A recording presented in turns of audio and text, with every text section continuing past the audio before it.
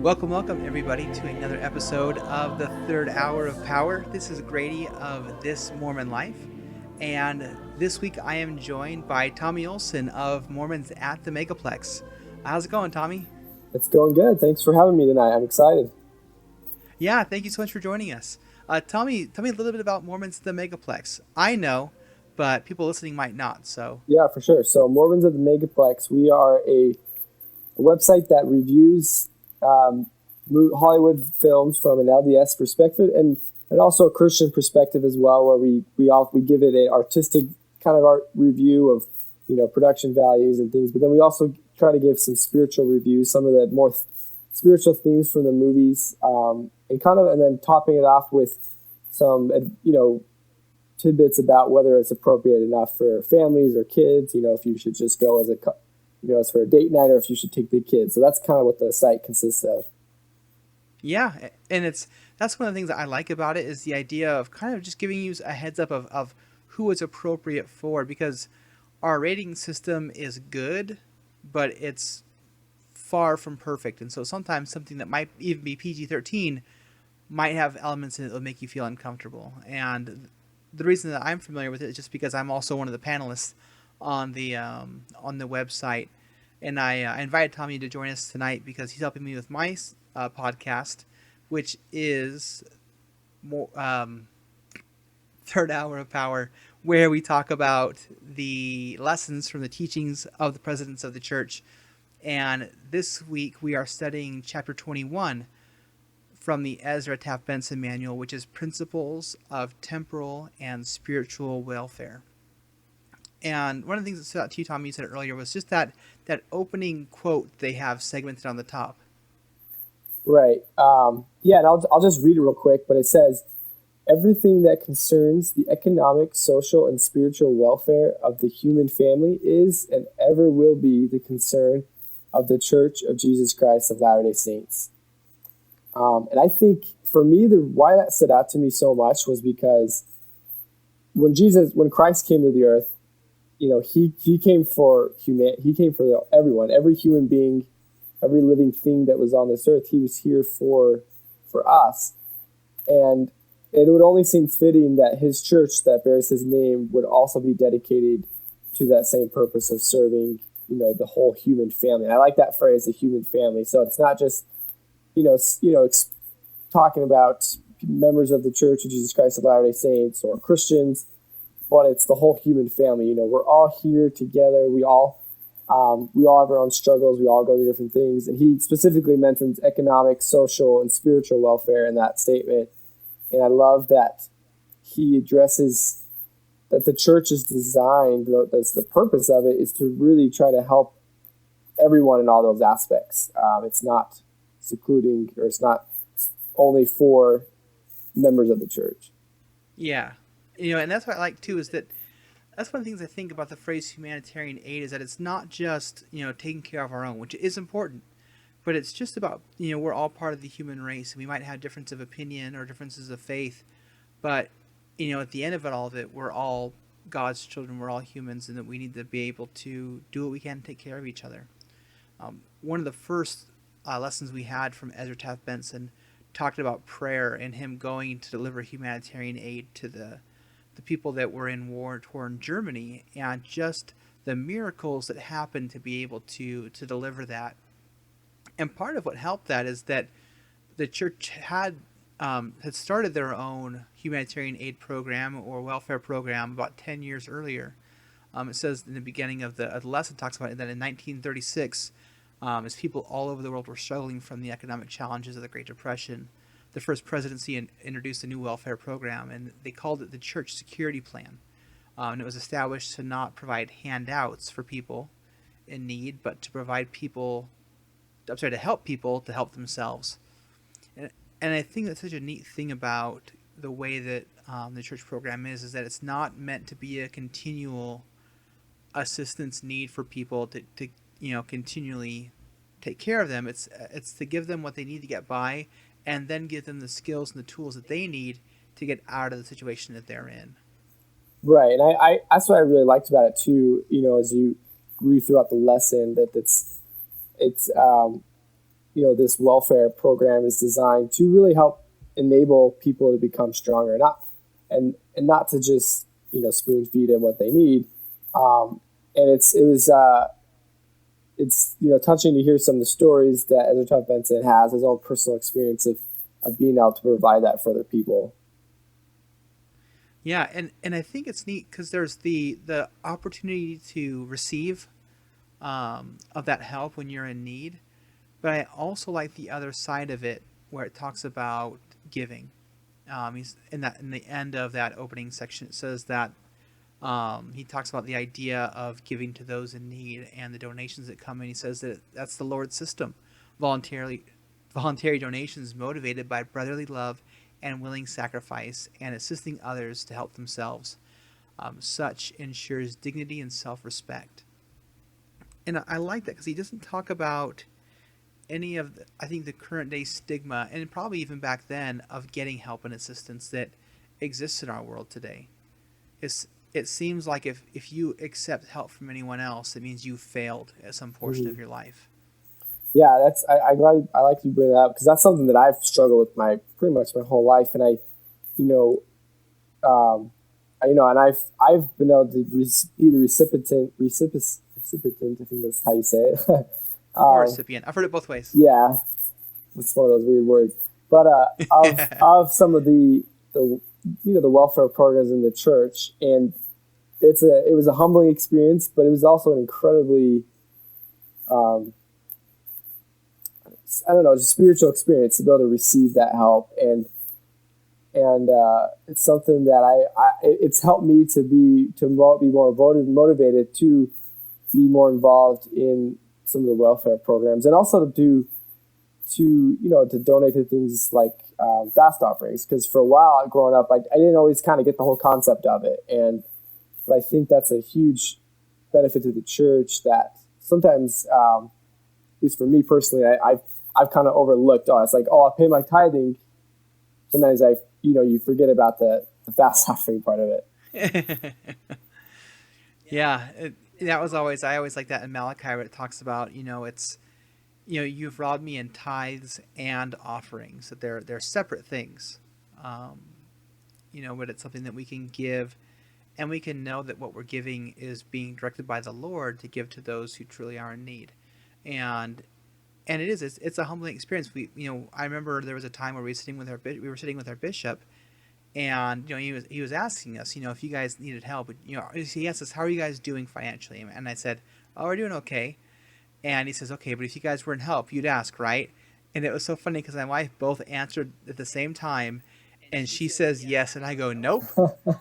And it was just that honest answer. It's like, I am too prideful to ask for help right now, and I probably could have, used something, but I was too prideful to ask. And it was just a few months later where I did have to come to his office and ask for help. And it was extremely humbling. And just the love that my bishop showed me and the patience that he showed me and his willingness to help, it kind of reminded me of the Savior and the idea that there's things in our lives that are holding us back, and we're sometimes afraid to take them to the Lord because we're ashamed of what we've done. We feel like maybe we failed. But then when we go to him and we express our concern, he loves us, and he makes us feel better, and he relieves our burdens. Right. And it's interesting because my experience was almost similar. My wife and I had a similar experience, and for me, it was, I had this shame or this guilt that I was carrying around that I had to ask for help, but it was just like you said, I felt so much love from my bishop. And I felt like that's exactly the way it is with the Savior. He's waiting for us to ask for that help. But I love something about the way that, these programs are structured is that they're designed to not just, like I said, spoon feed us what we need, but give us the tools and resources to actually kind of get back on our feet and find ways to work again. And I love how, like with the bishop's storehouse, you go and you go and work it there, and you put in some hours there, and then you're able to get the food you need or the other resources you need. But it's not you work for it, and it makes it so much more meaningful when you do that. Yeah, well, one of the things it talks about too in this lesson is just the idea of hard work and how it is gratifying to perform. Because there's a sense of depression involved with being out of work and being out of the job. I remember being in an elders quorum presidency and talking with members of my quorum that were out of work, and just the like we talked about, that sense of failure, that I'm supposed to be the provider and I can't provide. But it's a smart bishop will take those that are receiving assistance from the ward and find a way to put them to work. Of course, trying to help them to find gainful employment again, but in the meantime, asking them to serve in the bishop's storehouse, asking them to serve in the temple, doing those things so that they still get the feeling that they are making positive contributions to society. And that's invigorating for the human spirit to be able to do that. Yeah. One thing President Benson mentions, that another statement that I love, he talks about, he says, energetic, purposeful work leads to vigorous health, praiseworthy achievement, a clear conscience, and refreshing sleep. And I love that he points out a few different specific things: the health, praiseworthy achievement, clear conscience, and refreshing sleep. And I like that there's, not that you necessarily experience all those at once. Sometimes you can, but I've definitely been able to see those blessings in my life when I've put in, purposeful work, doing things that are meaningful, and not necessarily like creating a busy life, so where you're just too busy to do anything. I don't think that's what that means, but I think it means doing the best work you can in whatever area you're at. So if you're at your job, in your place of employment, putting in your best effort there and be able to walk away from that knowing that you did the best you could, or your calling, or spending time with your family, being with your kids, reaching out to other family members, being able to know that each of those areas of your life that you are doing the best you can to put in that work that's needed. It's such a refreshing thing to be able to go home to sleep. I like how he says refreshing sleep, because I think that's sleep depravity is something that our society, I think, suffers. I know I definitely do. I think, but when you have that peace of mind that you put in a good day's work and you did the best you could, it helps you sleep at night. And I think that's really important. Yeah, and just the idea that I think just human nature is that we want to create. We want to give something to the world, whether that's a physical thing or just emotional change in others. We want to leave this world better because we were in it. And you can't do that staying at home and watching Jerry Springer and Maury. You've got to go out and do something positive. And so, whether that's the work you have and you have gainful employment, or you go out and you serve and you get those skills. I love that the church has a program trying to get people the education and the help that they need. We talked a little bit offline just right now that I'm going to BYU, Idaho, and it was the Pathway program that made me able to do that so that I could gain skills to help me get better employment in the future, but also just to help me gain knowledge and help me to be spiritually better, and being able to have the skills that help me to be a better servant in his kingdom. And I think that's a key part of welfare, is that one is the physical part of it, but also the spiritual, because when we can take care of a lot of our temporal things, it frees us up to be able to do more spiritually. If we don't have to work 2 jobs, we can spend more time fulfilling our callings and reaching out to those that are in need. If we are financially secure, we have some room to give to those that maybe are less fortunate.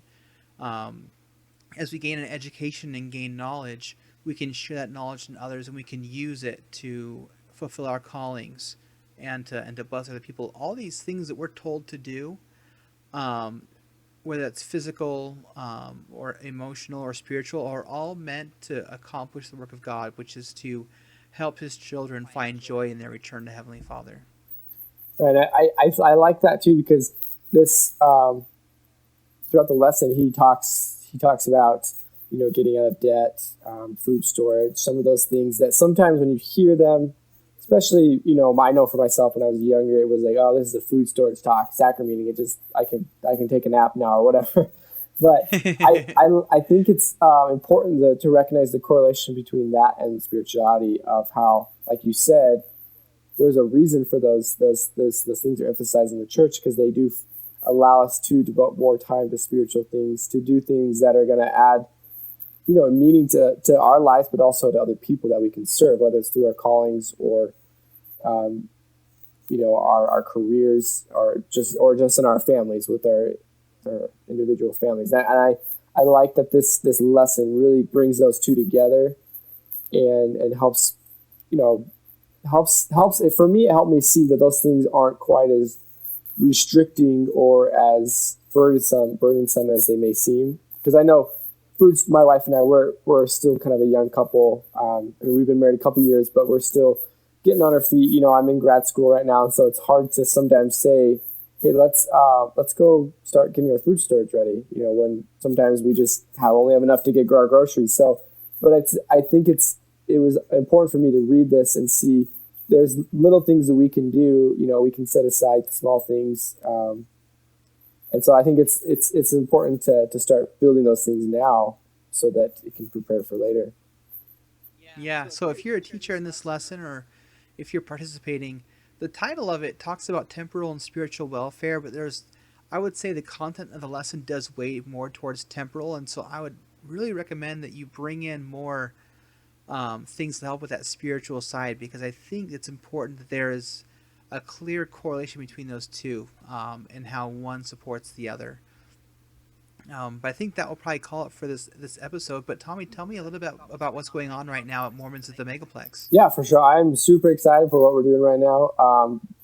With new Star Wars coming out next month, we are doing a countdown to The Force Awakens. And what that means is we're doing kind of like a mini podcast, mini series, you could call it, where each episode we're discussing each of the movies. So we started with Star Wars Episode 1, The Phantom Menace. We're going to go all the way to Return of the Jedi, and discussing, some of our thoughts, initial reactions to the movies when they first came out, first time we watched them.